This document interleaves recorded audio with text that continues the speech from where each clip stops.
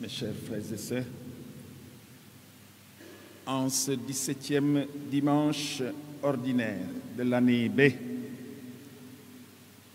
la liturgie de la parole que nous venons d'accueillir nous parle beaucoup de nourriture. 20 pains d'orge dans la première lecture, 5 pains d'orge et 2 poissons dans l'Évangile. Et cette parole de Dieu montre la disproportion entre cette nourriture disponible et les énormes besoins qui sont là. Ce qui soulève, bien évidemment, des questions. Mais qu'est-ce que cela pour tant de personnes?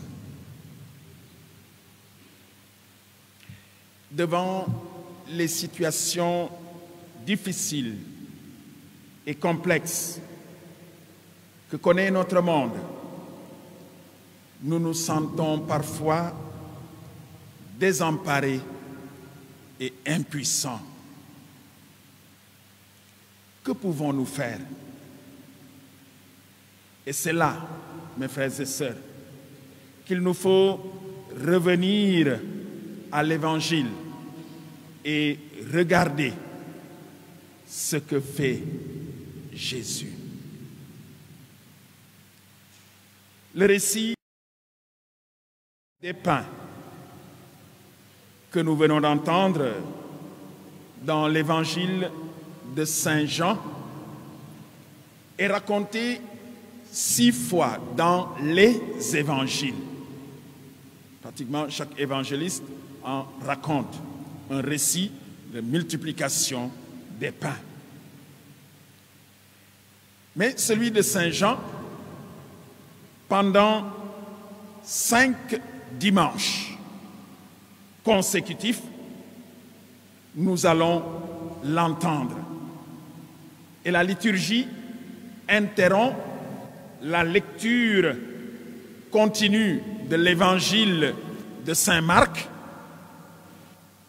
que nous avions chaque dimanche ordinaire de l'année B pour donc proposer cette lecture de la multiplication des pains en Saint Jean, pour nous la proposer donc à notre méditation.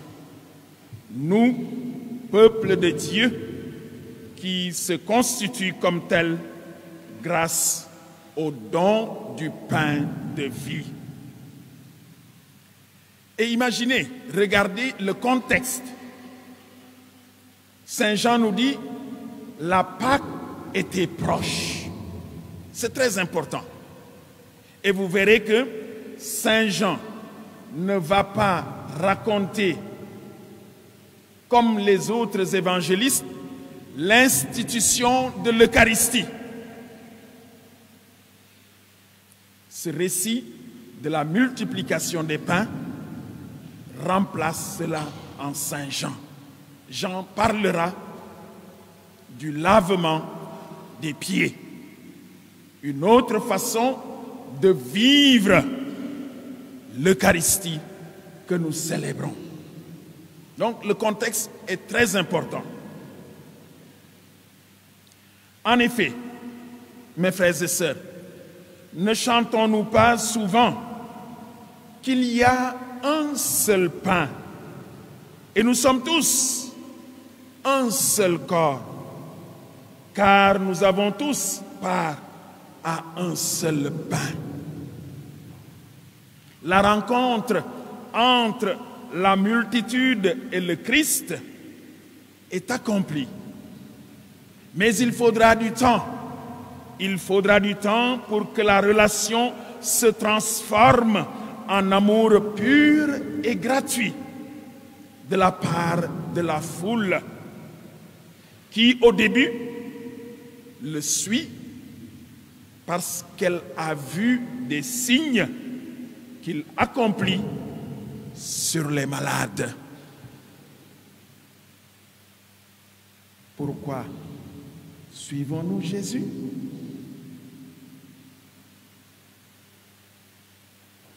Est-ce pour des miracles?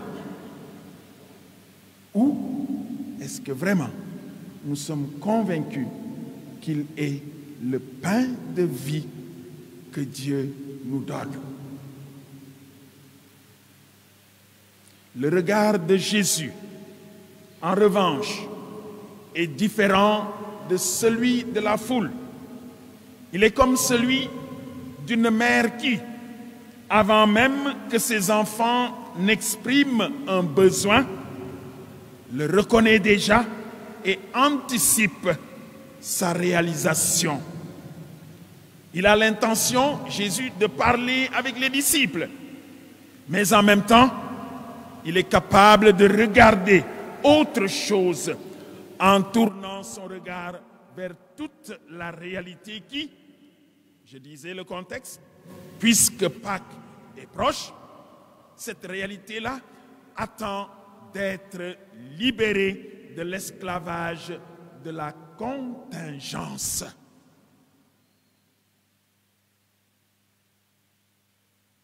La plupart du temps, nous raisonnons, mes frères et sœurs, à l'envers. Nous regardons l'autre à la recherche de ce dont nous avons besoin. Qu'est-ce qu'il peut m'apporter comme aide? Quelle peut être sa présence à côté de moi? Peut-il m'apporter un peu de joie, me faire rire? Nous ne le regardons pas presque, nous ne le regardons presque jamais pour deviner ce dont il a besoin. Je dis bien presque. Jésus donc, voyant la foule, s'inquiète de leur faim et demande à Philippe où ils peuvent acheter du pain pour avoir quelque chose à manger. Mais rappelez-vous, dimanche dernier, Jésus aussi s'inquiétait pour cette foule qui errait à sa recherche comme des brebis sans berger. Jésus toujours attentif à l'autre. Je dis souvent, ne lisons pas seulement les évangiles, mais nañu di xool Yeesu ci biir l'évangile bi ni muy jëfee ñun itam ñu jéem koo roy. Il est attentif. Et donc, il demande à Philippe où est-ce qu'ils peuvent acheter du pain pour avoir quelque chose à manger. Nous connaissons la réponse de Philippe. Mais le salaire de 200 journées ne saurait suffire. Il est réaliste. Philippe est réaliste. L'expérience de Philippe, mes frères et sœurs, est la même que celle que nous avons lorsque nous sommes confrontés à quelque chose qui dépasse nos forces. Comme lui, nous nous rendons compte que nous n'avons pas ce dont nous avons besoin, que nous ne sommes pas assez outillés, assez forts pour ceci, pour cela. Et donc, pris par le découragement, nous sommes comme tétanisés, paralysés. Mais heureusement, Philippe n'était pas seul. Philippe n'était pas seul. Il avait quelqu'un qui marchait avec lui. Car là où nous voyons un obstacle, mes frères et sœurs, d'autres qui sont proches de nous peuvent nous aider à changer de perspective. Voilà pourquoi nous avons nos frères et sœurs à côté de nous. Non pas comme des concurrents, non pas comme des ennemis, mais des frères et des sœurs qui peuvent m'aider à changer de perspective. C'est exactement ce que fait André. Il regarde ce qu'il y a au lieu de regarder ce qu'il n'y a pas. Il change de logique. Il y a là un jeune garçon qui a 5 pains d'orge et 2 poissons. Mais hélas, il ne va pas plus loin. Il ne va pas plus loin. Il aboutit lui aussi à la même conclusion que Philippe.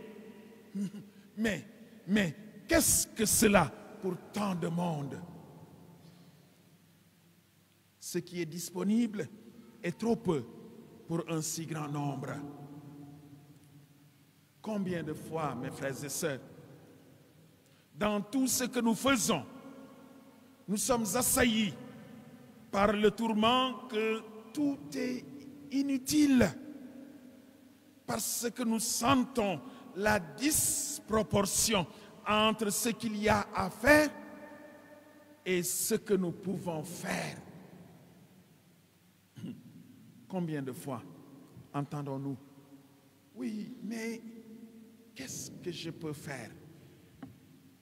Qu'est-ce que je peux faire? Et comme je l'entends souvent, surtout nous Sénégalais, nga yaakaar ne yow yaay sañ sa dëkk bi, tu penses que c'est toi qui vas changer le pays? Eh oui.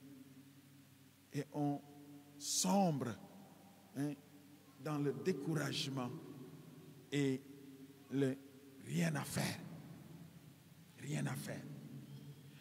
Vous êtes, mes frères et sœurs, à la fin d'une année pastorale. Montre-toi comme mère. Oui, elle se montre toujours comme mère. Toujours.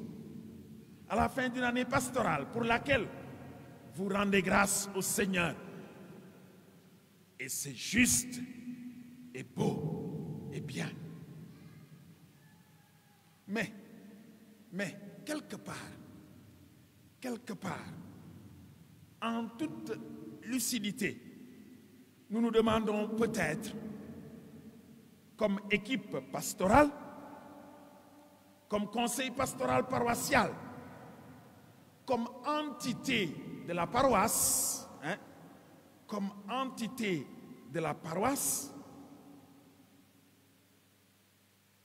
comment ces réunions soigneusement préparées, mais vécues avec légèreté et peu d'engagement par tant de paroissiens, peuvent-elles être utiles? Comment cette heure hebdomadaire de catéchisme, une heure hebdomadaire, ben waxtu donc, comment cette heure hebdomadaire de catéchisme, de mouvement d'action catholique, de chorale, de CEB, peut-elle faire la différence? Comment? Une heure dans la semaine pour le catéchisme, mouvement, chorale, etc., etc. Ku ne mën na xool boppam rek. CEB peut faire la différence? Comment? Pour toi, légionnaire, moi, agrégé ou de la jeunesse émardienne, ces quelques minutes passées à tenir compagnie à une vieille personne peuvent-elles éliminer sa solitude? Nous parlons de la journée pour nos grands-parents. Souvent, nous les rangeons quelque part là et c'est fini. La culture du déchet.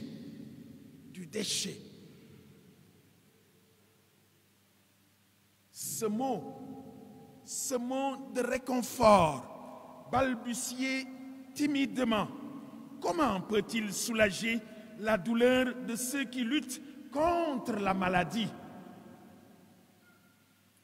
Alors samay mbokk yi ñuy xeeb bañ a def dara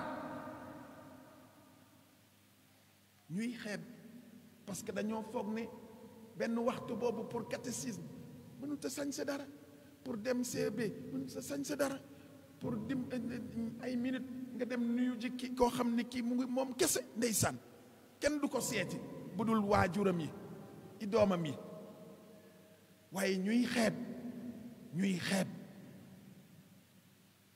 et on reste dans le fixisme habituel de chaque jour. C'est précisément dans ces moments-là, mes frères et sœurs, que Jésus nous demande de lui faire confiance. Bul xeeb. Il accepte le modeste goûter d'un enfant. 5 pains d'orge et 2 poissons. Rien n'aurait été possible si cet enfant n'avait accepté de tout donner. Dieu a besoin, mes frères et sœurs, Dieu a besoin de nos gestes de partage, de notre engagement, de notre implication pour réaliser de grandes choses. C'est ainsi que les 5 pains et les 2 poissons ont servi à nourrir 5000 hommes.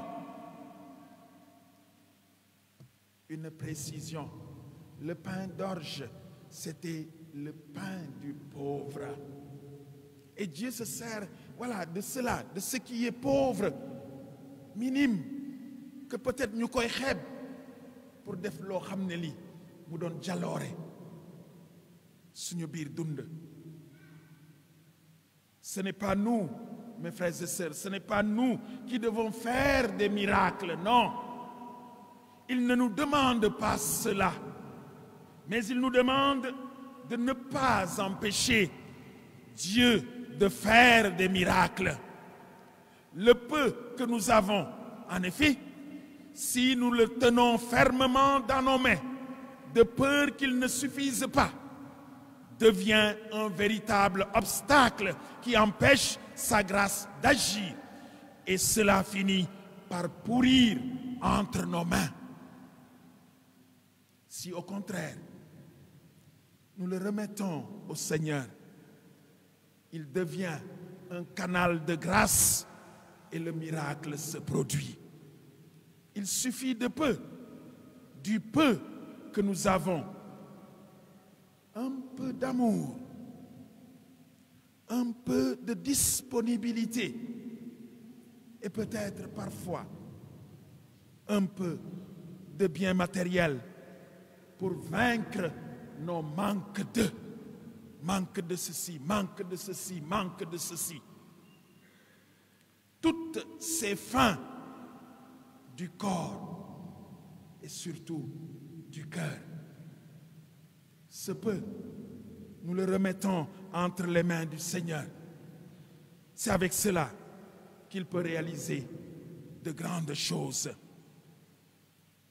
Notons, chers frères et sœurs, que le don est fait, je l'ai dit tantôt, par un garçon qui a seulement 5 pains d'orge et 2 poissons. Tout est nouveau. Tout est nouveau. Le pain fait à partir de la première récolte. L'orge était la céréale qui mûrissait la première avant le blé. C'était pour que le pauvre ne meure pas de faim. Ne meure pas de faim. Le jeune âge de ce garçon, jeunesse émardienne.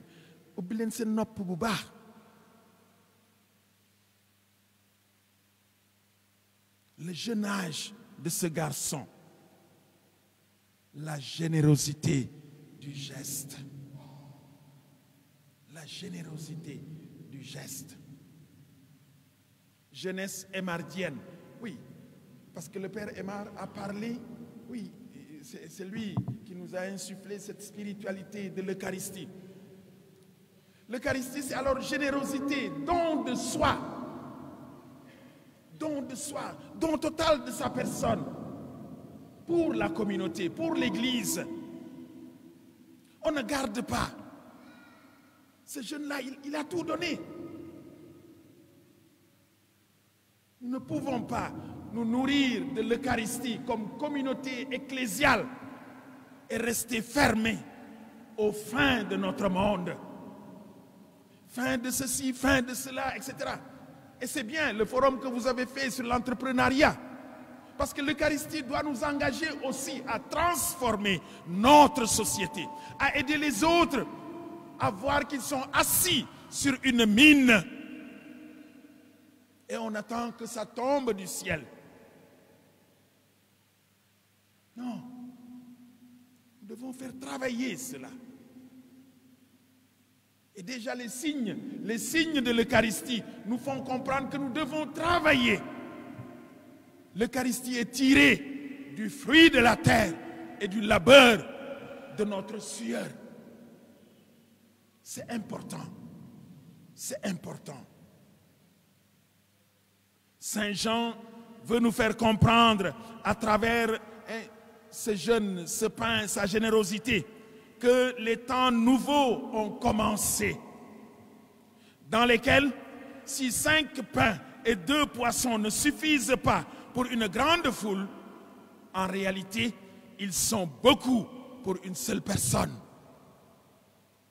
Il est nécessaire alors, mes frères et sœurs, et ça s'adresse à nous tous, il est nécessaire de partir du don de Dieu reçu dans l'histoire de notre vie. Et chacun de nous a reçu des talents de la part de Dieu.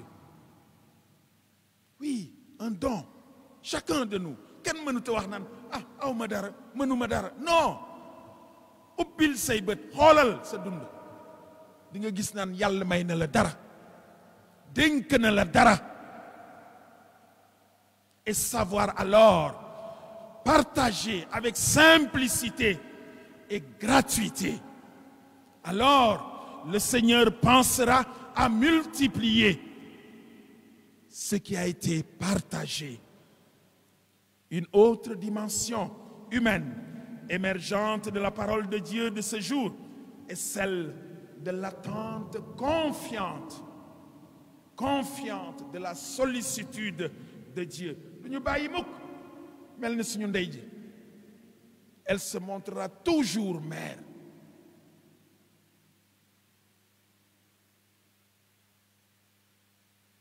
Cela est évoqué par la référence au pâturage verdoyant sur lesquels le pasteur du psaume 23 nourrit et repose son troupeau. Le Seigneur est mon berger, je ne manque de rien. Sur des prés d'herbes fraîches, il me fait reposer. Enfin, il faut ramasser. Il faut ramasser. Ramasser les restes. Le surplus qui n'est pas perdu. La tâche des chrétiens qui se nourrissent de l'Eucharistie. Et je m'adresse encore une fois particulièrement à la jeunesse émardienne et précisément de susciter chez leurs prochains le désir d'un surplus. le désir d'un surplus, d'un pain qui ne périt pas, et dont le pain matériel et l'ensemble des dons de Dieu sont le signe, un signe. Chère jeunesse émardienne, soyez apôtres de la divine Eucharistie, comme la flamme qui éclaire et réchauffe. Ne nous arrêtons pas aux dons matériels qui viennent encore de la providence divine. Sinon, nous risquons de ne pas progresser vers la vraie nourriture, qui est la relation d'amour avec Jésus, une personne vivante. Une relation particulière avec Jésus. Or, dans le cœur de tout homme, quel qu'il soit, dans le cœur de tout homme, il y a une faim de Dieu. Il y a am ab xiifu yàlla. Nañu dimbali bokk suñuy mbokk yi ndax ñu mën a tase yàlla. Là, surtout quand la communauté est réunie autour de la table eucharistique pour célébrer le Seigneur, là, chaque pain,